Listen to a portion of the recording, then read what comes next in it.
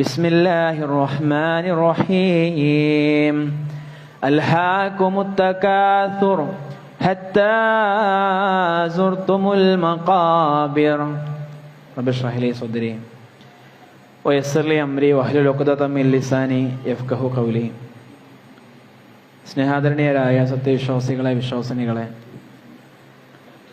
സൃഷ്ടാവും സംരക്ഷകനും പരിപാലകനുമായ അല്ലാഹു സുബ്ഹാനഹു വ തആലയുടെ നിയമനിർദ്ദേശങ്ങൾ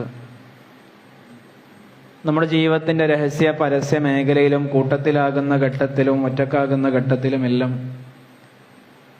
അള്ളാഹുവിനെ സൂക്ഷിച്ച് അവൻ്റെ കൽപ്പനകൾ പാലിച്ച് അവനേറെ പ്രിയപ്പെട്ട രൂപത്തിൽ ജീവിതത്തെ മുന്നോട്ട് ക്രമീകരിക്കണമെന്ന് പറയുന്ന എന്നോടൊന്ന് പോലെ ഓർമ്മപ്പെടുത്തട്ടെ, ഉപദേശിക്കട്ടെ. അള്ളാഹുവിനേറെ പ്രിയപ്പെട്ട അവൻ്റെ ഇഷ്ടദാസന്മാരുടെ കൂട്ടത്തിൽ നമ്മെ ഏവരെയും ഉൾപ്പെടുത്തി അനുഗ്രഹിക്കുമാറാകട്ടെ. ഇന്നിൻ്റെ ഖുതുബയിൽ സൂചിപ്പിക്കുവാൻ ആഗ്രഹിക്കുന്ന ഭാഗം ജീവിതത്തെ അനുഭവിച്ചുകൊണ്ടിരിക്കുന്ന സാമ്പത്തിക മാന്ദ്യങ്ങളെക്കുറിച്ചല്ല, ഏതെങ്കിലും രാഷ്ട്രീയത്തെക്കുറിച്ചുമല്ല, ലോക വാർത്തകളെക്കുറിച്ചുമല്ല, മറിച്ച് അത്ര കണ്ട് പത്രങ്ങളിലൊന്നും ഇടം പിടിക്കാത്ത, ടെലിവിഷൻ ചർച്ചകളിലൊന്നും കടന്നു വരാത്ത, എന്നാൽ ആയിരക്കണക്കിന് പതിനായിരക്കണക്കിന് വീടുകളുടെ ചുമരുകൾക്കുള്ളിൽ നിശബ്ദമായി കരഞ്ഞുകൊണ്ടിരിക്കുന്ന ഒരു ദുരന്തത്തെക്കുറിച്ചാണ്. വിശുദ്ധ ഖുർആൻ നമ്മളെ പഠിപ്പിക്കുന്ന ഒരു ഭാഗം അൽഹാകുമുത് തകാസുർ, പരസ്പരം പെരുപ്പം കാണിക്കുക, പെരുമ കാണിക്കുക എന്നുള്ളത് മനുഷ്യരെ അത് മത്സരത്തിലാക്കിയിരിക്കുന്നു, അശ്രദ്ധയിലാക്കിയിരിക്കുന്നു. ഈ പെരുപ്പത്തിന്റെ മത്സരങ്ങൾ ഒരു മനുഷ്യൻ ഏതു കാലം വരെയാണ് ഓടുക എന്നത് ഖുർആൻ പറഞ്ഞു. ഹത്താ സുർതുമുൽ മഖാബിർ, നിങ്ങൾ ഖബറുകൾ സന്ദർശിക്കുന്നത് വരെ മാത്രമേ നിങ്ങളുടെ ഓട്ടങ്ങളുള്ളൂ. അള്ളാഹു നമ്മളോട് നമ്മുടെ പാപങ്ങളാണ് നമ്മളെ അശ്രദ്ധയിലാക്കിയത് എന്ന് പറഞ്ഞിട്ടില്ല, മറിച്ച് അധികം നേടുവാനുള്ള ഓട്ടമാണ് നിങ്ങളെ അശ്രദ്ധരാക്കിയത് എന്നാണ് ഖുർആൻ നമ്മളെ പഠിപ്പിക്കുന്നത്. നമ്മൾ വളരെ ഗൗരവത്തോടു കൂടി നമ്മുടേതായ ആലോചനകളിലേക്ക്, നമ്മുടേതായ കുടുംബങ്ങളിലേക്ക് വെറുതെ ഒന്ന് എത്തി നോക്കുക. നമ്മുടെയൊക്കെ വീട്ടിലെ പല വീടുകളിലും അലമാരകൾ നിറഞ്ഞിരിക്കുന്നു, ഫ്രിഡ്ജുകൾ നിറഞ്ഞിരിക്കുന്നു, അക്കൗണ്ടുകൾ, നമ്മുടെയൊക്കെ ബാങ്ക് അക്കൗണ്ടുകൾ ആവശ്യത്തിലധികം പണം നിറഞ്ഞിരിക്കുന്നു. ഒരു വീട്ടിൽ 1, 2, 3 വാഹനങ്ങൾ നിറഞ്ഞിരിക്കുന്നു. പക്ഷേ ഭൂരിഭാഗം മനുഷ്യരുടെയും ഹൃദയങ്ങൾ ശൂന്യമാണ്. മുഖത്ത് പുഞ്ചിരി ഉണ്ട് എന്നതിനപ്പുറത്തേക്ക് മനസ്സിൽ സമാധാനമില്ലാത്തവരാണ് ബഹുഭൂരിഭാഗം മനുഷ്യരും. എല്ലാവരും ഒരേ വീട്ടിലുണ്ട് എന്നതിനേക്കാളും ആർക്കും മറ്റൊരാളില്ലാത്തൊരവസ്ഥയിലേക്ക്, ഏകാന്തതയിലേക്ക് മനുഷ്യർ കടന്നു പോകുന്നുണ്ട് എന്നുള്ളതാണ് സത്യം. പരസ്പരം സംസാരങ്ങൾ ഉണ്ടാകുമ്പോൾ പോലും ആശയവിനിമയങ്ങൾ നടക്കുന്നില്ല എന്നുള്ളതാണ് യാഥാർത്ഥ്യം. ഒരുമിച്ചുള്ള ഭക്ഷണം കഴിക്കലുകൾ ഉണ്ടെങ്കിൽ പോലും ഒരുമിച്ച് ജീവിക്കുന്ന മനുഷ്യർ വിരളമാണ് എന്നുള്ളതാണ് സത്യം. പറയുന്നത് ദാരിദ്ര്യത്തെക്കുറിച്ചല്ല, മൂല്യങ്ങളുടെ ദാരിദ്ര്യത്തെക്കുറിച്ചാണ്. സമ്പത്തിന്റെ കുറവിനെ കുറിച്ചല്ല, സ്നേഹത്തിന്റെ കുറവിനെ കുറിച്ചാണ്. ഭക്ഷണത്തിന്റെ ദാരിദ്ര്യത്തെക്കുറിച്ചല്ല, ഈമാനിന്റെയും സമാധാനത്തിന്റെയും മനസമാധാനത്തിന്റെയും കുടുംബബന്ധങ്ങളുടെയും ഒക്കെ ദാരിദ്ര്യത്തെക്കുറിച്ചാണ്. നമ്മുടെ വീടുകൾ സത്യത്തിൽ പണമില്ലാത്തതല്ലല്ലോ പ്രശ്നം, അല്ല. പിന്നെ എന്താണ് നമ്മുടെ ജീവിതത്തിലും നമ്മുടെ കുടുംബത്തിലും പ്രശ്നം എന്നുള്ളതിൻ്റെ ആകത്തുകയിൽ ഒറ്റ വാക്കിൽ കൊടുക്കാവുന്ന മറുപടി ബർക്കത്തില്ലാതാകുന്നു എന്നുള്ളതാണ്. നമ്മൾ വളരെ ആത്മാർത്ഥമായിട്ടൊരു ചോദ്യം നമ്മുടെ മനസ്സിലേക്ക് ചോദിക്കുക. നമ്മുടെ വീട്ടിലേക്ക് ഒരു കള്ളൻ കയറിയാൽ, ആ കള്ളൻ നമ്മുടെ വീട്ടിലെ സമ്പത്തും സ്വർണവും എല്ലാം മോഷ്ടിച്ചാൽ നമ്മൾ ആരെങ്കിലും വെറുതെ ഇരിക്കുമോ? ഇല്ല. നമ്മൾക്കത് കണ്ടുപിടിക്കാനുള്ള എല്ലാ നെട്ടോട്ടങ്ങളും നമ്മൾ നടത്തും. ഒരു പക്ഷേ പോലീസിൽ പരാതി നൽകും. പക്ഷേ നമ്മുടെയൊക്കെ അനുവാദത്തോടു കൂടി നമ്മുടെ വീടുകളിൽ ഒരു കള്ളൻ കയറിയിട്ടുണ്ട്. ഭാര്യയെയും ഭർത്താവിനെയും തമ്മിൽ അകറ്റിയ, അന്യരാക്കിയ, മക്കളെ മാതാപിതാക്കളിൽ നിന്ന് അകറ്റി, ഒരുമിച്ചിരുന്ന് ഭക്ഷണം കഴിക്കുന്ന സംസ്കാരത്തെ നമ്മുടെ കുടുംബങ്ങളിൽ നിന്ന് ഇല്ലാതാക്കി, പ്രാർത്ഥനയുടെ ശബ്ദമില്ലാതാക്കി, വിശുദ്ധ ഖുർആന്റെ പാരായണങ്ങൾ ഇല്ലാതാക്കിയ ഒരു കള്ളനെ നമ്മളൊക്കെ എപ്പോഴെങ്കിലും നമ്മുടെ കുടുംബ ജീവിതത്തിൽ തിരിച്ചറിഞ്ഞിട്ടുണ്ടോ എന്നുള്ളതാണ് ചോദ്യം. നമ്മൾ അത് തിരിച്ചറിഞ്ഞിട്ടില്ല എന്ന് മാത്രമല്ല, നമ്മൾ ആ കള്ളനെ പേടിച്ചിട്ടില്ല എന്ന് മാത്രമല്ല, നമ്മളൊക്കെ പ്രതിമാസം പണം നൽകി നമ്മൾ ആ കള്ളനെ നമ്മുടെ വീടിന്റെ ഉള്ളറകളിൽ കുടിയിരുത്തിയിട്ടുണ്ട് എന്നുള്ളതാണ് സത്യം. പറയുന്നത് കേവലമായ ഒരു ഉപകരണത്തെക്കുറിച്ചല്ല. ആ ഉപകരണത്തിന്റെ നിയന്ത്രണങ്ങളില്ലാത്ത ഉപയോഗങ്ങൾ നമ്മുടെ കുടുംബ ജീവിതത്തെ വളരെ സാരമായിട്ട് ബാധിച്ചു കൊണ്ടിരിക്കുന്നുണ്ട് എന്ന യാഥാർത്ഥ്യത്തെ ഒന്ന് പുൽകുവാൻ നമ്മളൊന്ന് സന്നദ്ധരാകണം.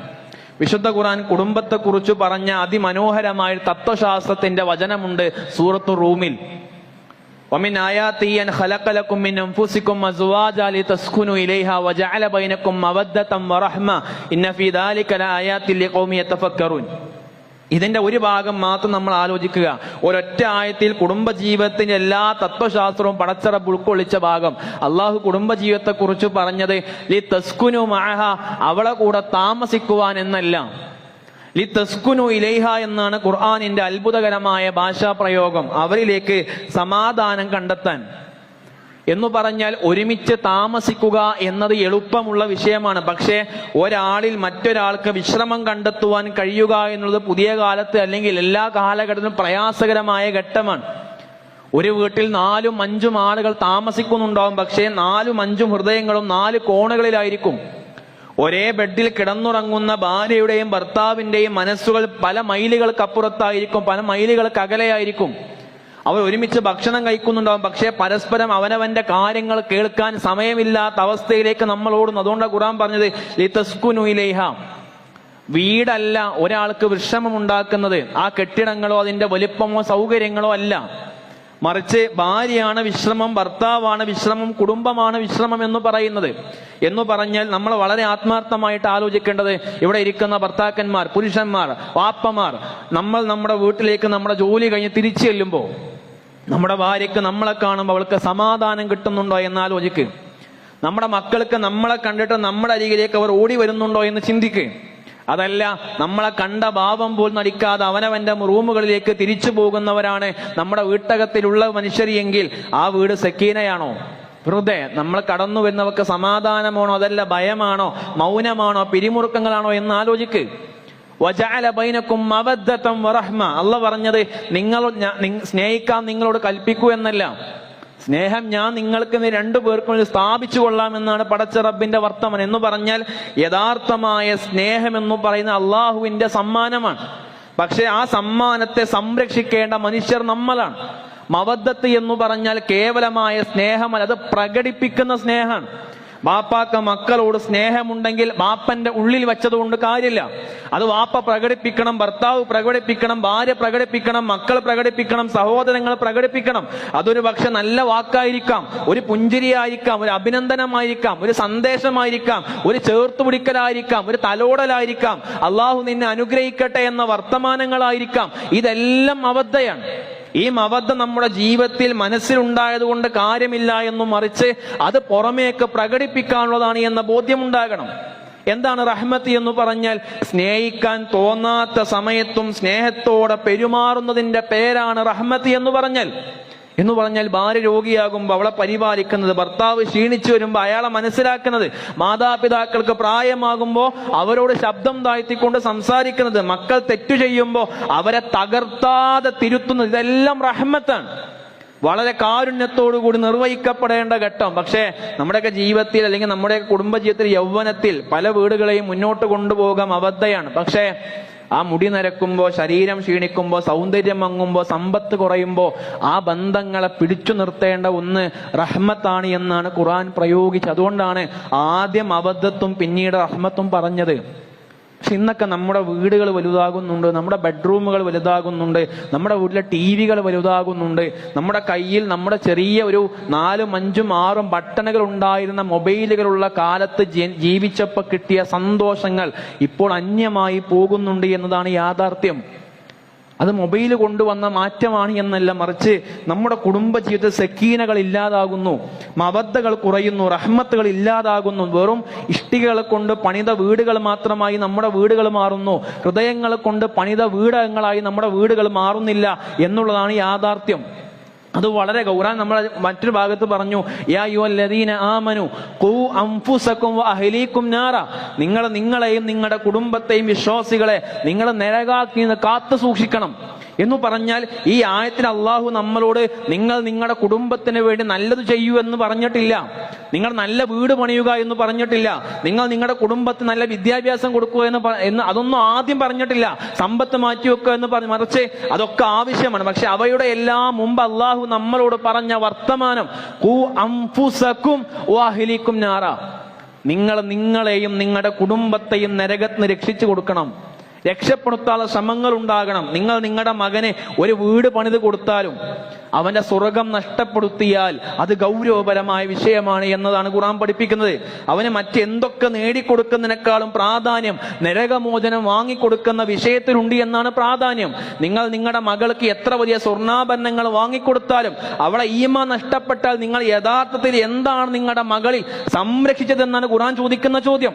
ഈ ആയത്തിന്റെ വിശദീകരണത്തിൽ ഇബ്നു അബ്ബാസ് റളിയല്ലാഹു അൻഹു കൊടുക്കുന്ന വിശദീകരണമുണ്ട്. അല്ലിമൂഹും വഅദ്ദിബൂഹും, നിങ്ങൾ നിങ്ങളുടെ മക്കളെ പഠിപ്പിക്കൂ, അവരെ നിങ്ങൾ സംസ്കരിക്കൂ എന്ന് പറഞ്ഞു. എത്ര മനോഹരമായ വിശദീകരണം. അവരെ സമ്പന്നരാക്കൂ എന്നല്ല പറഞ്ഞേ, അവരെ പ്രശസ്തരാക്കൂ എന്നല്ല പറഞ്ഞേ, അവരെ വലിയ ഉദ്യോഗസ്ഥരാക്കൂ എന്നല്ല പറഞ്ഞേ, മറിച്ച് നിങ്ങൾ അവരെ പഠിപ്പിക്കുക, അവരെ സംസ്കരിക്കുക എന്നാണ് പറഞ്ഞത്. കാരണം അറിവില്ലാത്ത സമ്പത്ത് എന്ന് പറഞ്ഞാൽ അത് മനുഷ്യൻ നശിപ്പിക്കുന്ന ഒന്നാണ്. സംസ്കാരമില്ലാത്ത വിദ്യാഭ്യാസം എന്ന് പറഞ്ഞാൽ അത് സമൂഹത്തെ നശിപ്പിക്കുന്ന ഒന്നാണ്.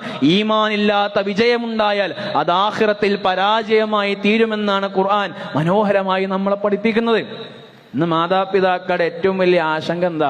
എൻ്റെ മകന് മെഡിസിന് സീറ്റ് ഇട്ടോ, എൻ്റെ മകൾക്ക് നല്ല ജോലി ഇട്ടോ. ഇത് തെറ്റല്ല. പക്ഷെ നമ്മൾ ആത്മാർത്ഥമായിട്ട് കരഞ്ഞുകൊണ്ട് എന്നെങ്കിലും ഇവിടെ ഇരിക്കുന്ന ഉമ്മമാരോടും വാപ്പമാരോടും വളരെ ആത്മാർത്ഥമായി ചോദിക്കട്ടെ, ആത്മാർത്ഥമായിട്ട് പഠിച്ചോനെ എൻ്റെ മകൻ 5 നേരം നമസ്കാരം മുടങ്ങാതെ നിർവഹിക്കുന്ന ഒരു കുട്ടിയാക്കി തീർക്കണേ എന്ന് നമ്മൾ എത്ര വട്ടം പഠിച്ചവനോട് പറഞ്ഞിട്ടുണ്ട്?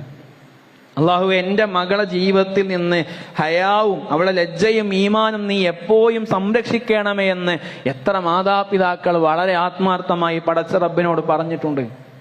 നമ്മൾ ഗൗരവമായിട്ട് ആലോചിക്കേണ്ട, നമ്മൾ നമ്മുടെ മക്കൾക്ക് നൽകുന്ന ഏറ്റവും വലിയ അനന്തരാവകാശം എന്ന് പറയുന്നത് ഭൂമിയല്ല, സ്വർണ്ണല്ല, വിദ്യാഭ്യാസമല്ല, ബാങ്ക് ബാലൻസ് അല്ല. അത് ഈമാനാണ്, തഖ്വയാണ്, നല്ല സ്വഭാവമാണ്. ഒരു ദിവസം നമ്മൾ ഈ ലോകം വിട്ടു പോകും. അന്ന് നമ്മുടെ മക്കൾ നമ്മുടെ കാർ ഓടിക്കാം, നമ്മുടെ വീട് അവർ സ്വന്തമാക്കും, നമ്മുടെ ബാങ്ക് ബാലൻസ് അവർ പങ്കുവെക്കും. പക്ഷേ നമ്മൾ അവരെ ഖുർആൻ പഠിപ്പിച്ചിട്ടില്ല എങ്കിൽ, നമസ്കാരം പഠിപ്പിച്ചിട്ടില്ല എങ്കിൽ, അള്ളാഹിനെ സ്നേഹിക്കാൻ പഠിപ്പിച്ചിട്ടില്ല എങ്കിൽ, നമ്മൾ ആ ഖബറിലാകുന്ന ശേഷവും നമ്മുടെ ജീവിതത്തിൽ നമ്മൾ ആത്മാർത്ഥമായിട്ട് ഇതിനൊക്കെയും ഉത്തരം കൊടുക്കേണ്ടി വരും.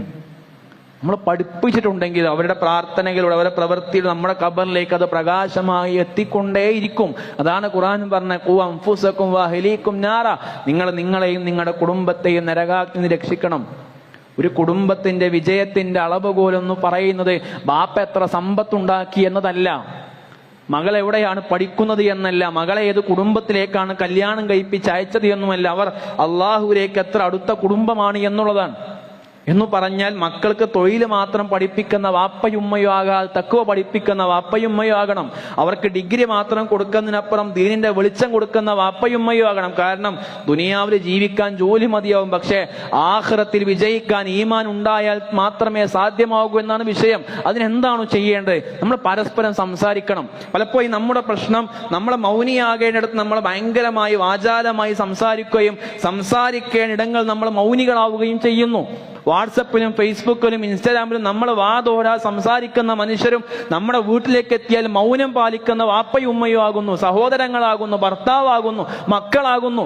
റസൂലുള്ളാഹി പഠിപ്പിച്ചു ഖൈറുക്കും ഖൈറുക്കും ലിഅഹ്ലി, നിങ്ങൾ ഏറ്റവും ഉത്തമർ നിങ്ങളുടെ കുടുംബത്തോട് ഏറ്റവും നന്നായി വർത്തിക്കുന്നവൻ. വഅന ഖൈറുക്കും ലിഅഹ്ലി, ഞാനാണ് നിങ്ങളുടെ കൂട്ടത്തിൽ ഏറ്റവും നന്നായി കുടുംബത്തോട് വർത്തിക്കുന്നവൻ. ഇത് പറയാ മാത്രമല്ല, ജീവിതത്തിൽ മനോഹരമായിട്ട് അതെങ്ങനെയാണ് കാണിച്ചു തരിക എന്ന് പഠിപ്പിച്ചെന്നു, ജീവിതം കൊണ്ട് തെളിയിച്ചു. കൂടുതൽ സമ്പാദിക്കുന്നവനാണ് ഏറ്റവും നല്ലതെന്ന് പറഞ്ഞില്ല, കൂടുതൽ ദാനം ചെയ്യുന്നവൻ ഏറ്റവും നല്ലതെന്ന് പറഞ്ഞില്ല, കുടുംബത്തോട് ഏറ്റവും നന്നായിട്ട് പെരുമാറുന്നവൻ. കാരണം ഒരാള് വീട്ടിൽ പരാജയപ്പെട്ട ഒരു മനുഷ്യൻ നാട്ടിൽ എത്ര വിജയിച്ചാലും അയാൾ യഥാർത്ഥത്തിൽ പരാജയപ്പെട്ടവനാണ് എന്നാണ് ഇസ്ലാം പഠിപ്പിക്കുന്നത്. ഇന്ന് ഒരു വിഭാഗം ജീവനുള്ള അനാഥകൾ നമ്മുടെയൊക്കെ മക്കൾക്കിടയിൽ ഉണ്ട്. ജീവനുള്ള അനാഥകൾ, അവരെ സമൂഹം അനാഥ എന്ന് വിളിക്കില്ല. കാരണം അവർക്ക് വാപ്പുണ്ട്, അവർക്ക് ഉമ്മുണ്ട്, പക്ഷേ എന്നിട്ടും അവർ ഉള്ളിൽ അനാഥരാണ്. കാരണം അവർക്ക് വാപ്പാന്റെ പൈസ ഇട്ടുണ്ട്, ഉമ്മ ഉണ്ടാക്കണ ഭക്ഷണം കിട്ടുന്നുണ്ട്, പക്ഷേ വാപ്പാൻ 5 മിനിറ്റ് കിട്ടണില്ല. ബാപ്പാന്റെ തലോടൽ കിട്ടുന്നില്ല. കുല്ലുക്കും റാഇൻ വ കുല്ലുക്കും മസ്ഊലൻ റഇയത്തി. നമ്മൾ ഉത്തരവാദിത്തങ്ങൾ ഏറ്റെടുത്ത ആൾക്കാർ, അള്ളാഹ് ഏൽപ്പിച്ച നമ്മൾക്കൊരു കുട്ടിയെ പടച്ചോൻ തന്നതാ. ഇത് നിർബന്ധമായും ചോദ്യം ചെയ്യപ്പെടുന്ന വിഷയമാണ് എന്ന ബോധ്യമുണ്ടാകണം. റസൂൽ പഠിപ്പിച്ച മനോഹരമായ വർത്തമാനങ്ങളെ ചേർത്ത് പിടിച്ചുകൊണ്ട് ആത്മാർത്ഥമായി കൊണ്ട് മക്കൾക്ക് എന്തു കൊടുത്തു എന്ന് ഗൗരവമായിട്ട് ആലോചിക്കണം. പടച്ചോൻ നാളെ നിന്റെ മകന് നീ ഏത് മൊബൈലാ വാങ്ങിച്ചു കൊടുത്ത ചോദിക്കാൻ പോണില്ല. ഇല്ല, ഏത് കോഴ്സിനാ ചേർത്ത ചോദിക്കാൻ പോണില്ല. മറിച്ച് അള്ളാഹ് ചോദിക്കും, നിന്റെ മക്കൾക്ക് മക്കളുടെ ജീവിതത്തിന്റെ ഈമാന്റെ അവസ്ഥയെക്കുറിച്ച് നീ എന്തു ചിന്തിച്ചു എന്ന് ചോദിക്കും. അത് വളരെ ഗൗരവമായി ഉത്തരം കൊടുക്കുക. ചില മനുഷ്യന്മാർ പറയും, നിന്റെ മക്കളൊക്കെ ഒരുപാട് മാറിപ്പോയി. ഗൗരവമായിട്ട് ആലോചിക്കേണ്ട, മാറിയത് അവരാണോ നമ്മളാണോ എന്നുള്ളതാണ്.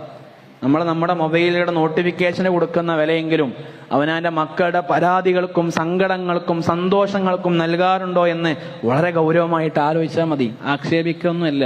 റസൂലുള്ളാഹിയെ കുറിച്ച് ആയിഷ ബീവിയോട് ചോദിക്കപ്പെട്ടപ്പോൾ അവർ കൊടുത്ത മറുപടി ഉണ്ട്. കാന യകൂനു ഫീ മിഹ്നതി അഹ്ലി. റസൂലുള്ളാഹി കുടുംബത്തിൽ തന്റെ കുടുംബത്തിന്റെ ജോലികളിലൊക്കെ സഹായിക്കും. ഒരു രാഷ്ട്രത്തിന്റെ നേതാവ് സഹായിക്കാണ്ട്, ഭാര്യയെ സഹായിക്കുന്ന, വീട്ടിലെ സഹായിയായി ആയിഷ ബീവിയുമായി ഓട്ടമേഴ്സ് നടത്തുന്ന, ഒരേ പാത്രത്തിൽ നിന്ന് വെള്ളം കുടിക്കുന്ന, ഒരേ പാത്രത്തിന് ഒരുമിച്ച് കുളിക്കുന്ന, രാത്രിയിൽ അവരെ കഥകൾ കേട്ടിരുന്ന ഒരു മനോഹരമായ ജീവിതം പഠിപ്പിച്ചെന്നു. ഇതാണ് സുന്നത്ത് എന്ന് തെളിയിച്ചെന്നു. കുടുംബത്തിന് ഭക്ഷണം മാത്രം പോരാ എന്ന് പഠിപ്പിച്ച് ഭർത്താവിന്റെ ഇണയുടെ സാന്നിധ്യം കൂടെ കുടുംബത്തിൽ ഉണ്ടാകണമെന്ന് വളരെ മനോഹരമായി റസൂൽ പഠിപ്പിച്ചു. പ്രവാചകന്റെ പേരക്കുട്ടി ഇങ്ങനെ ചുംബിക്കുമ്പോ അഖ്റ ഇബ്നു ഹാബിസ് റളിയല്ലാഹു അൻഹു ചോദിക്കത്തില്ല, റസൂലേ എനിക്ക് 10 മക്കൾ, ഈ 10 മക്കളിൽ ഒരാളെ പോലും ഞാൻ ചുംബിച്ചിട്ടില്ല. റസൂൽ ചോദിക്കുന്ന ചോദ്യം അല്ലാ യർഹം ലാ യുർഹം, കരുണ കാണിക്കാത്തവർക്ക് കരുണ ഇല്ലട്ടോ എന്നാ പഠിപ്പിച്ചേ. കുട്ടിയേക്ക് നിങ്ങൾ കൊടുത്ത പണം ഓർമ്മ ഉണ്ടാകൂല, നിങ്ങൾ കൊടുത്ത കളിപ്പാട്ടം ഓർമ്മ ഉണ്ടാകൂല, നിങ്ങൾ അവരെ എങ്ങനെയാണ് ട്രീറ്റ് ചെയ്തത് എന്ന് നിങ്ങളുടെ മക്കൾ ഓർക്കും. നിങ്ങൾ അവർക്ക് കൊടുത്ത സ്നേഹം മക്കൾ ഓർക്കും. ബാപ്പ എന്നെ അന്ന് അവസാനമായിട്ട് ചേർത്തു പിടിച്ചത് എന്നാണ് എന്ന് മക്കൾക്ക് ഓർമ്മയുണ്ട്. ഈ ചോദ്യം മക്കളോട്, മോനെ എന്നാ നിന്റെ വാപ്പ നിന്നെ അവസാനം ഒന്ന് ചേർത്തു പിടിച്ചെന്ന് പറഞ്ഞാൽ ഓർത്തു നോക്കട്ടെ എന്നാണ് മക്കൾക്ക് പറയാനുള്ളത് എങ്കിൽ അത് ഗൗരവപ്പെട്ട വിഷയമായി കൊണ്ട് കാണാൻ പറ്റണം. വഖ്ഫിർ ലഹുമാ ജനാഹദ്ദുല്ലി മിനർ റഹ്മ. ഖുർആൻ മാതാപിതാക്കളെ വിഷയത്തിൽ പറഞ്ഞ വർത്തമാനാണ്. പാപ്പാക്കമ്മക്ക് എന്ത് കൊടുക്കണം എന്നാ പറഞ്ഞേ? പണം കൊടുക്കണം എന്നല്ല പഠിപ്പിച്ചേ. ചിറകുതായ്ത്തണം, അവരെ മുമ്പിൽ വിനയാനിതരാകണം. ഇന്ന് പല വീട്ടിലും പണമുണ്ട്, സൗകര്യങ്ങളുണ്ട്, പക്ഷെ വിനയല്ല. അപ്പനോടും ഉമ്മനോടും എങ്ങനെയാണ് പെരുമാറേണ്ടതെന്ന് മക്കൾക്ക് അറിയില്ല. എന്നെ ഞാനാക്കിയ ഉപ്പയുടെ മുമ്പിൽ, സംസാരം പഠിപ്പിച്ച ഉമ്മയുടെ മുമ്പിൽ, നടക്കാൻ പഠിപ്പിച്ച വാപ്പയുടെ മുമ്പിൽ, അച്ചടക്കം പഠിപ്പിച്ച മാതാപിതാക്കളുടെ മുമ്പിൽ എങ്ങനെ മനോഹരമായി പെരുമാറാമെന്ന് പലർക്കും അറിയില്ല. അണഞ്ഞു പോകുന്നവരെ വിലയറിയാത്ത 2 പ്രതിഭാസങ്ങളാണത്. അണഞ്ഞു പോയാൽ പിന്നെ ഉണ്ടാകുന്ന കുറ്റബോധം എന്ന് പറഞ്ഞാൽ ഒന്നുകൂടെ മനോഹരമായി നോക്കാമായിരുന്നു എന്നുള്ളത് മാത്രമാകും, ഒന്നുകൂടെ മനോഹരമായി പരിപാലിക്കാമായിരുന്നു എന്നത് മാത്രമാകും. ഞാൻ അന്ന് പറഞ്ഞ വർത്തമാനങ്ങളൊക്കെയും വേട്ടയാടും. ആളുകളൊക്കെയും അമ്മാക്ക് വേണ്ടി അത് ചെയ്തില്ലേ, വാപ്പാക്കും ചെയ്ത് ചോദിക്കുമ്പോഴും കണ്ണാടി നോക്കുമ്പോൾ രൂപം മനസ്സിൽ വരും. അന്ന് വാപ്പത് പറഞ്ഞപ്പോ നീ ഇങ്ങനെ പറഞ്ഞില്ലേ, ഉമ്മ അങ്ങനെ ചെയ്യാൻ പറഞ്ഞപ്പോ ഇങ്ങനെ മറുപടി പറഞ്ഞില്ലേ, തർക്കുത്തരം വർത്തമാനം പറഞ്ഞില്ലേ, അന്ന് നിന്റെ വർത്തമാനത്തിന് വാപ്പ കരഞ്ഞില്ലേ എന്ന വർത്തമാനങ്ങൾ മനസ്സിൽ തികട്ടി വരും. അതുകൊണ്ട് ഖുർആൻ പറഞ്ഞു, വഖ്ഫിൽ, താഴ്ത്തണം, ലഹുമാ, നിന്റെ വാപ്പാക്കും നിന്റെ ഉമ്മാക്കും, ജനാഹദുല്ലി മിനർ റഹ്മ, കാരുണ്യത്തിന്റെ ചിറക് താഴ്ത്തണം. എന്തേ ഓൻ അങ്ങനെ നിൽക്കണു? ഉമ്മാന്റെ മുമ്പിലാ, വാപ്പാന്റെ മുമ്പിലാ. ഏത് അധികാരത്തിന്റെ പത്രാസുകളുടെ ചിറകും വാപ്പന്റെ ഉമ്മന്റെ മുമ്പിൽ നിവർത്തി വെക്കാൻ പാടില്ല എന്ന് മനോഹരമായി പഠിപ്പിച്ച മത ഇസ്ലാം നമ്മളെ പലപ്പോഴും ഈ ഭാഗങ്ങളൊന്നും സ്വാധീനിക്കുന്നേയില്ല. കുത്തുബകൾ നമ്മളെ സ്വാധീനിക്കുന്നേയില്ല, ഖുർആൻ ക്ലാസുകൾ സ്വാധീനിക്കുന്നേയില്ല. നമ്മളൊക്കെയും ഒരു അടിമ ലോകത്തേക്ക് പോയിക്കൊണ്ടേയിരിക്കുന്നു. നമ്മളൊക്കെയും മൊബൈലുകളും ആധുനിക സംവിധാനങ്ങളും അതിന്റെ അൽഗോരിതങ്ങളിലേക്ക് നമ്മളെ പിടിച്ചു കെട്ടിക്കൊണ്ടേയിരിക്കുന്നു. റസൂലുള്ളാഹി പഠിപ്പിച്ച പോലെ ദീനാറിന്റെ ദാസ് നശിച്ചു പോയിട്ടുണ്ട്, ദിർഹമിന്റെ അടിമ നശിച്ചു പോയിട്ടുണ്ട്. വളരെ ആത്മാർത്ഥമായി ചോദിക്കാനുള്ള ചോദ്യത്തിലുള്ള റസൂലുള്ളാഹി ഒരിക്കലും ദീനാറുള്ള നശിച്ചു എന്ന് പറഞ്ഞിട്ടില്ല, പൈസ ഉള്ള ആൾക്കാരൊക്കെ നശിച്ചു പോയി എന്ന് പറഞ്ഞിട്ടില്ല. മറിച്ച് ഇസ്ലാം സമ്പത്തിനെ എതിർത്തിട്ടില്ല. സമ്പത്തിന്റെ അടിമയാകുന്നതിനെ ഇസ്ലാം എതിർത്തു. പൈസയുടെ അടിമയാകുന്നതിന് ഇസ്ലാം എതിർത്തു.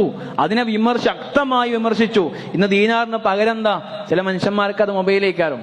ചില മനുഷ്യന്മാർക്ക് മറ്റെന്തെങ്കിലുമൊക്കെ കാര്യം, പക്ഷേ അള്ളാഹുവിന്റെ ബാങ്ക് ഹയ്യ അല സ്വലാ എന്നുള്ള വർത്തമാനങ്ങൾ കേൾക്കുമ്പോൾ നമ്മുടെ ഹൃദയം ഒന്നും പ്രതികരിക്കാത്ത അവസ്ഥയ്ക്ക് മാറി. ഇഷ്ടപ്പെട്ട ടീമിന്റെ കളിയുടെ വിജയം കാണാൻ ഉറക്കമൊയ്ക്കാനും ഉറക്കുന്ന അലാറം വെച്ച് എണീക്കാനും തയ്യാറാകുന്ന അതേ നമ്മൾ അവനവന്റെ സ്വന്തം പാരത്രിക വിജയത്തിന്റെ അലാറങ്ങൾക്ക് വേണ്ടി നിശബ്ദമാകുന്ന മനുഷ്യരാകാൻ തുടങ്ങി. നമ്മളെ എവിടെയും ഇതൊന്നും സ്വാധീനിച്ചിട്ടില്ല എന്ന്. എല്ലാവരും അവനവന്റെ വീട്ടിൽ ഓൺലൈനാണ്, പക്ഷെ അള്ളാഹുമായി നമ്മൾ ഓഫ്ലൈൻ ആകുന്നു. ഇതാണ് പ്രശ്നങ്ങളുടെ മുഴുവൻ തുടക്കം. ചില മനുഷ്യർ അവനവന്റെ ജോലികളുടെ അടിമകളാണ്. ചില മനുഷ്യർക്ക് കുടുംബത്തിന് സമയമില്ല, വിശുദ്ധ ഖുർആന്റെ പാരായണങ്ങൾക്ക് സമയമില്ല, മക്കളെ കണ്ണുകളിലേക്ക് നോക്കാൻ സമയമില്ല.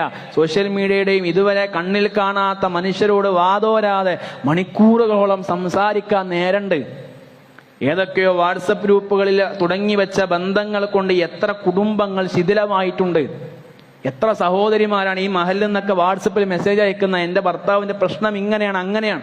ആരാണ് കാരണക്കാരാകുന്നത്? ആരാണ് വില്ലന്മാരാകുന്നത്? നമ്മൾ എവിടെയൊക്കെ പരിഹരിക്കപ്പെടാനുണ്ട് എന്ന ചോദ്യം വളരെ ആത്മാർത്ഥമായിട്ടൊന്ന് ചിന്തിക്കുക. എത്ര നമുക്ക് നന്നാകാൻ പറ്റും? നമ്മൾ നമ്മുടെ ഈഗോ മാറ്റി നമ്മുടെ ജീവിതത്തിൽ നിന്ന് സംസ്കരിക്കാൻ തയ്യാറായ ഖുർആൻ പഠിപ്പിച്ച പോലെ അലം യഅനിലില്ലദീന ആമനു അൻ തഖ്ശഅ ഖുലൂബുഹും ലിദിക്രില്ലാ, വിശ്വസിച്ചവരുടെ ഹൃദയങ്ങൾ അവർക്ക് അള്ളാഹുവിന്റെ സ്മരണ കൊണ്ട് വിനയപ്പെടേണ്ട സമയമായിട്ടില്ലേ എന്നാണ് ഖുർആന്റെ ചോദ്യം. ആ പടച്ച റബ്ബിന്റെ ദീൻ എന്ന് നമ്മിൽ നിന്ന് അകന്നുപോയോ അന്നു മുതൽ നമ്മുടെ കുടുംബത്തിന്റെ ബർക്കത്തും ഇല്ലാതായി. അത് തിരിച്ചു പിടിക്കുക എന്നല്ലാതെ, അള്ളാഹുവിന്റെ ദീനിലേക്ക് തിരിച്ചു മടങ്ങുക എന്നല്ലാതെ നമ്മുടെ കുടുംബ ജീവിതം സന്തോഷകരമാക്കാൻ മറ്റു പരിഹാരങ്ങളില്ല എന്ന യാഥാർത്ഥ്യം സ്വീകരിക്കുക, മനസ്സിലാക്കുക, പ്രാവർത്തികമാക്കുക.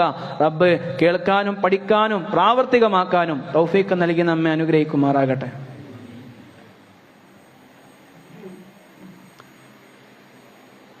അൽഹംദുലില്ലാഹി ഹംദൻ കസീറൻ ത്വയ്യിബൻ മുബാറകൻ ഫീഹി വസ്സലാത്തു വസ്സലാമു അലാ റസൂലിഹിൽ അമീൻ വഅലാ ആലിഹി വസഹ്ബിഹി വമൻ തബിഅഹും ബിഇഹ്സാൻ ഇലാ യൗമിദ്ദീൻ അമ്മാ ബഅദ് തഖുല്ലാഹ ഇബാദല്ലാഹ്.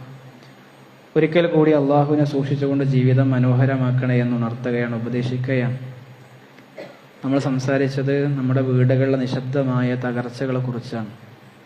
ഇസ്ലാം പ്രശ്നത്തെ മാത്രം പറഞ്ഞുകൊണ്ട് ഒരു വിഷയത്തെ അവസാനിപ്പിക്കുന്ന മതമല്ല. ആ പ്രശ്നങ്ങൾക്കുള്ള മരുന്നുകൾ, ആ മുറിവുകൾക്കുള്ള മരുന്ന് കൂടെ കാണിച്ചു തരുന്ന മതമാണ്.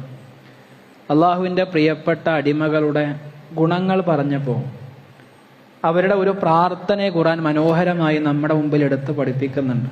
ആ പ്രാർത്ഥന ഒരിക്കലും സമ്പത്തിന് വേണ്ടിയുള്ള പ്രാർത്ഥനയല്ല, സ്ഥാനമാനങ്ങൾക്ക് വേണ്ടിയുള്ള പ്രാർത്ഥനയല്ല, ലോകത്തെ ഈ ദുനിയാവിലെ വിജയത്തിന് വേണ്ടിയുള്ള പ്രാർത്ഥനയുമല്ല, മറിച്ച് അത് കുടുംബത്തിന് വേണ്ടിയുള്ള മനോഹരമായ പ്രാർത്ഥനയാണ്. നമുക്ക് എല്ലാവർക്കും അതറിയാം. പക്ഷെ എത്ര പേരാണ് ദിവസവും ആ പ്രാർത്ഥന പ്രാർത്ഥിക്കുന്നവരുണ്ടാവുക എന്ന് വളരെ ഗൗരവമായി നമ്മൾ കഴിഞ്ഞ ഖുതുബയിൽ പറഞ്ഞു. നമ്മുടെ പ്രാർത്ഥനകളില്ലാതെ അള്ളാഹു നമ്മളെ പരിഗണിക്കാൻ പോകുന്നില്ല. നമ്മുടെ എല്ലാ പ്രശ്നങ്ങളും അള്ളാഹുവിന് അറിയാം. പക്ഷെ നമ്മൾ അള്ളാഹുവിനോട് ആത്മാർത്ഥമായ പ്രാർത്ഥന കൊണ്ടും ക്ഷമ കൊണ്ടും നമ്മൾ സഹായം തേടിക്കൊണ്ടേ ഇരിക്കണം. അള്ളാഹു ആ വിശുദ്ധ ഖുർആനിലെ ആ ഭാഗം എടുത്തു കൊടുക്കുന്നത് റബ്ബന ഹബ്ലനാ മിൻ അസ്വാജിനാ വദുരിയാതിനാ ഖുർറത അഅ്യുനിൻ.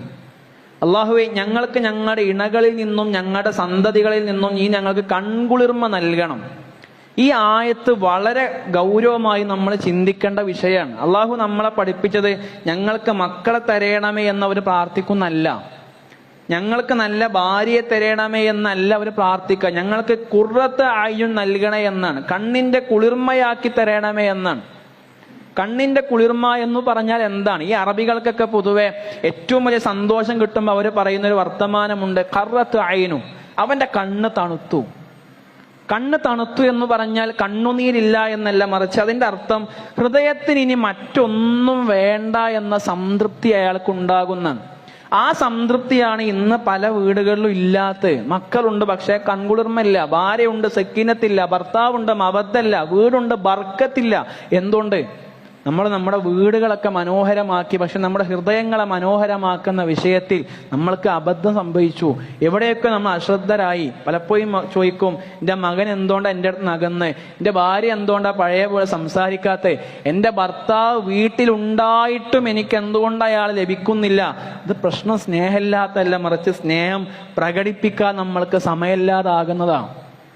റസൂലുള്ളാഹി തന്റെ ഒരു നേതാവാകുമ്പോൾ പോലും ആ വീട്ടിൽ കയറുമ്പോൾ ഒരു ഭരണാധികാരി അല്ല, ഒരു രാജാവായിട്ടോ ഒരു പ്രവാചകനായിട്ടോ ഒന്നും കയറുന്നില്ല. ഉമർലാൻ ഒരു 24 രാഷ്ട്രങ്ങളുടെ അധിപനാകുമ്പോഴും വീടിനകത്ത് കയറുമ്പോൾ ആ ഭരണകുപ്പായങ്ങളെയും അധികാരങ്ങളെയും അയച്ചു വെച്ച് ഒരു മകനായി, ഒരു ഭർത്താവായി, ഒരു ഉപ്പയായിട്ടാ കയറി പോകുന്നത്. അങ്ങനെ കയറി ചെല്ലുന്ന മനുഷ്യരാകാൻ നമ്മൾക്ക് പറ്റുക എന്നുള്ളതാണ്.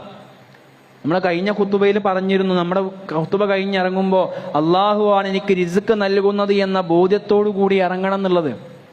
ഈ ഖുതുബ കഴിഞ്ഞിറങ്ങുമ്പോൾ ആത്മാർത്ഥമായിട്ട് പറയാൻ ഒരൊറ്റ സുന്നത്ത് നമ്മൾ ചെയ്യണം. നമ്മുടെ ഈഗോ എന്നെ കൊണ്ടൊന്നും പറ്റൂല എന്നുള്ള വർത്തമാനങ്ങൾ മാറ്റിയേക്കണം. ഞാനൊക്കെ ഇപ്പൊ തന്നെ ചെയ്തിട്ട് നടന്ന വർത്തമാനങ്ങൾ മാറ്റിവെച്ച് നമ്മൾ വെറുതെ വീട്ടിലേക്ക് എത്തി അവനാന്റെ മൊബൈലൊന്ന് മാറ്റിവെച്ച് മക്കളെ ഒന്ന് ചേർത്തു പിടിക്കാൻ തയ്യാറാകുന്ന വാപ്പയാകണം. മകളെ തലോടുന്ന വാപ്പയാകണം. ഭാര്യയോട് പറയണം, ഒരുപാട് ത്യാഗം ചെയ്യണ്ടല്ലേ, ജസാക്കില്ലാഹു ഖൈറ, പടച്ചോ ഇതിനൊക്കെ നിനക്ക് നന്മ നൽകട്ടെ എന്ന് പ്രാർത്ഥിക്കണം. മാതാപിതാക്കൾ ജീവിച്ചിരിക്കണമെങ്കിൽ വാപ്പാന്റെ കൈയൊന്ന് പിടിക്കണം, ഉമ്മാന്റെ കൈയൊന്ന് തലോടണം, പറ്റുമെങ്കിൽ നെറ്റിയോ ചുംബനം കൊടുക്കണം. ഉമ്മ വാപ്പാങ്ങൾ എനിക്കും വേണ്ടി പ്രാർത്ഥിക്കണില്ലേ എന്ന് പറയണം. അവരെ കണ്ണ് നിറയും, അവരെ ഉള്ളുപടയും. ഇതിനോളം ഒരു വലിയ ആത്മീയമായ തെറാപ്പികളും നമ്മൾക്ക് വേറെ ഇല്ല. നമ്മളൊരു ദിവസം ഈ ദുനിയാവുന്ന വിട പറഞ്ഞു പോകും. അന്ന് നമ്മുടെ കൂടെ വരിക നമ്മുടെ വീടല്ല, നമ്മുടെ സമ്പത്തല്ല, നമ്മുടെ പ്രവർത്തനങ്ങളാണ്. നമ്മുടെ പ്രവർത്തനങ്ങൾ നമ്മൾ നമ്മുടെ കുടുംബത്തോട് കാണിച്ച റഹ്മത്തും ഇഹ്സാനും ഒക്കെയാണ്. അതുകൊണ്ട് തന്നെ മനോഹരമായി നമ്മുടെ വീടുകൾ ദിക്റുകൾ കൊണ്ട് പണിയാൻ, സ്നേഹം കൊണ്ട് പുതിയാൻ, ഖുർആന് കൊണ്ട് പഠിപ്പിക്കാൻ, സുന്നത്ത് കൊണ്ട് പണിയാൻ, കരുണ കൊണ്ട് നിർമ്മിക്കാൻ നമ്മൾക്ക് പറ്റണം. അതിന് പറ്റുമെന്ന് ഇസ്ലാം മനോഹരമായി നമ്മളെ പഠിപ്പിച്ചു. നമ്മുടെ ജീവിതം വെറുതെ അല്ല. നമ്മൾ അള്ളാഹു സൃഷ്ടിച്ചത് അലക്ഷ്യമായിക്കൊണ്ടുമല്ല. വമാ ഖലഖതുൽ ജിന്ന വൽ ഇൻസ ഇല്ലാ ലിയഅ്ബുദൂൻ, എന്നെ ആരാധിക്കുക എന്നതല്ലാതെ ഒരു ജിന്നിനെയും മനുഷ്യനെയും ഞാൻ മറ്റൊരു ദൗത്യത്തിന് വേണ്ടി സൃഷ്ടിച്ചിട്ടില്ല എന്ന് ഖുർആൻ പറഞ്ഞു. എന്ന് പറഞ്ഞാൽ ആരാധന എന്ന് പറഞ്ഞ് 5 നേരം നമസ്കരിക്കൽ മാത്രമല്ല, ഒരു നല്ല വാപ്പയാകുന്നത് ആരാധനയാണ്, ഒരു നല്ല ഉമ്മയാകുന്നത് ആരാധനയാണ്, ഒരു നല്ല ഭാര്യയാകുന്നതും ഭർത്താവാകുന്നതും മകനാകുന്നതും മകളാകുന്നതും വ്യാപാരിയാകുന്നതും നീതിപൂർവം ജീവിക്കുന്നതും എല്ലാം ആരാധനയാണ്. അങ്ങനെ മുന്നോട്ട് പോകാൻ നമ്മളെ കൊണ്ട് സാധിക്കേണ്ടതുണ്ട്. ആ രൂപത്തിൽ ജീവിതം മനോഹരമായി ക്രമീകരിക്കാൻ നമ്മൾക്ക് സാധിക്കേണ്ടതുണ്ട്. സഹോദരങ്ങളെ, കാലവർഷം കനത്തുകൊണ്ടിരിക്കുകയാണ്. പല പ്രദേശങ്ങളിലും കനത്ത മഴയാണ്. അതുമായി ബന്ധപ്പെട്ട പ്രയാസങ്ങളൊക്കെ പല മനുഷ്യരും അനുഭവിച്ചു കൊണ്ടിരിക്കുന്നുണ്ട്. പക്ഷെ ഒരിക്കലും നമ്മുടെ ഭാഗത്ത് നിന്ന് ഒരിക്കലും ഉണ്ടാകാൻ പാടില്ലാത്ത ഒന്ന്, നമ്മൾ കാലത്തെ കുറ്റം പറയരുത്. എന്തോ ചീഞ്ഞ മഴയാണ് എന്ന വർത്തമാനങ്ങൾ ഒരിക്കലും വിശ്വാസിയുടെ നാവെന്ന് വരാൻ പാടില്ല. കാരണം മഴയെ ശപിക്കാൻ പാടില്ല. മഴ നിഅമത്താണ്. ലാ തസുബ്ബുദ്ദഹ്റ, നിങ്ങൾ കാലത്തെ കുറ്റം പറയരുത്. ഫഇന്നല്ലാഹു വദ്ദഹർ, കാരണം നിശ്ചയം അല്ലാഹുവാണ് കാലം, അവനാണ് കാലത്തെ നിയന്ത്രിച്ചുകൊണ്ടിരിക്കുന്നത്.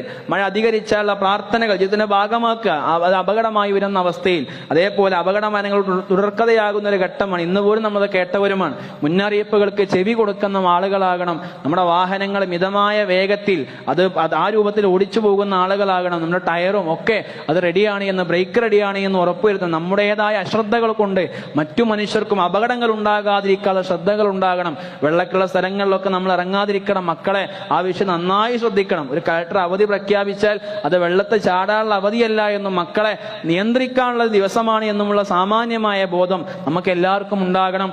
മഴക്കാലമാണ്, രോഗങ്ങളും പകർച്ചവ്യാധിയും ഒക്കെ പടരാതിരിക്കാനുള്ള ശ്രദ്ധകൾ ഒരു വിശ്വാസി നിലയ്ക്ക് നമ്മുടെ ജീവിതത്തിൽ വൃത്തി ഈമാന്റെ ഭാഗമാണ്. അതുമായി ബന്ധപ്പെട്ട നിർദ്ദേശങ്ങളൊക്കെ ആരോഗ്യപ്രവർത്തനം നൽകുമ്പോൾ അതുമായി സഹകരിക്കുന്ന ആളുകളുമാകണം. റഹ്മാനായ റബ്ബ് കാര്യങ്ങൾ അറിയാനും പഠിക്കാനും മനസ്സിലാക്കുവാനുമുള്ള തൗഫീഖ് നൽകി നമ്മെ അനുഗ്രഹിക്കുമാറാകട്ടെ. ഒരു രോഗി പ്രാർത്ഥിക്കുവാൻ വേണ്ടി പറഞ്ഞിട്ടുണ്ട്. അദ്ദേഹത്തിന് ഇന്നൊരു ഓപ്പറേഷന് വിധേയമാകുന്നു. വളരെ ഗൗരവപ്പെട്ട ഒരു ഓപ്പറേഷനാണ് എന്നും പ്രായാധിക്യം അതിനൊരു പ്രതിസന്ധിയാണ് എന്നും ഡോക്ടർ അറിയിച്ചിട്ടുണ്ട്. റബ്ബ് സുബ്ഹാനഹു വ തആല അദ്ദേഹത്തിന്റെ രോഗത്തെ പരിപൂർണമായ നിലയിൽ ശിഫ നൽകി അദ്ദേഹത്തിന് പരിപൂർണമായ ശമനം നൽകി അനുഗ്രഹിക്കുമാറാകട്ടെ. അതോടൊപ്പം പ്രയാസപ്പെടുന്ന, ദുരിതങ്ങൾ അനുഭവിക്കുന്ന, കഷ്ടപ്പെടുന്ന എല്ലാവരുടെയും പ്രയാസങ്ങളെയും ദുരിതങ്ങളെയും രോഗങ്ങളെയും ശിഫ നൽകുന്ന റഹ്മാനായ റബ്ബ് ശമനം നൽകി പരിപൂർണമായി ശിഫ നൽകി അനുഗ്രഹിക്കുമാറാകട്ടെ. അർഹമുറാഹിമീനായ നാഥ, അറിഞ്ഞും അറിയാതെയും ചെയ്തു പോയ പാപങ്ങളൊക്കെയും ഞങ്ങൾക്ക് നീ വിട്ടുപുറത്ത് മാപ്പാക്കി തരണമേ. നാളെ നിന്റെ ജന്നാത്തുൽ ഫിർദൗസിൽ ഞങ്ങളെല്ലാം നീ ഒരുമിച്ച് കൂട്ടി അനുഗ്രഹിക്കണമേ. റഹ്മാനെ, ഞങ്ങളുടെ കുടുംബ ജീവിതത്തിൽ സന്തോഷവും സമാധാനവും സായുജ്യവും നിലനിൽക്കുന്ന ബർക്കത്തും നീ ഞങ്ങൾക്ക് പ്രദാനം ചെയ്യണമേ. റഹ്മാനെ, ഞങ്ങളുടെ ഹൃദയങ്ങളെ തമ്മിൽ മനോഹരമായി ഇണക്കി ചേർക്കണമേ. റഹ്മാനെ, അള്ളാഹുവെ, ഞങ്ങളുടെ കൂട്ടത്തിൽ ഒരുപാട് ഒരുപാട് മനുഷ്യർ മരണപ്പെട്ടു പോയിട്ടുണ്ട്. അവരെ ബർസഖിയായ ജീവിതം നീ എളുപ്പമാക്കി കൊടുക്കണമേ. നാളെ അവരെയും ഞങ്ങളെ ജന്നാത്തുൽ ഫിർദൗസിൽ ഒരുമിച്ച് കൂട്ടി അനുഗ്രഹിക്കണമേ റഹ്മാനെ. മരണപ്പെട്ടവരുടെ കുടുംബങ്ങൾക്ക് നീ ക്ഷമ നൽകണമേ റഹ്മാനെ. അല്ലാഹുമ്മ യഗ്ഫിർ ലിൽ മുഅ്മിനീന വൽ മുഅ്മിനാത്ത് വൽ മുസ്ലിമീന വൽ മുസ്ലിമാത്ത് അൽ അഹ്യാഇ മിൻഹും വൽ അംവാത്ത് ഇന്നക മുജീബു ദഅവാതി യാ ഖാദിയൽ ഹാജാത്ത്.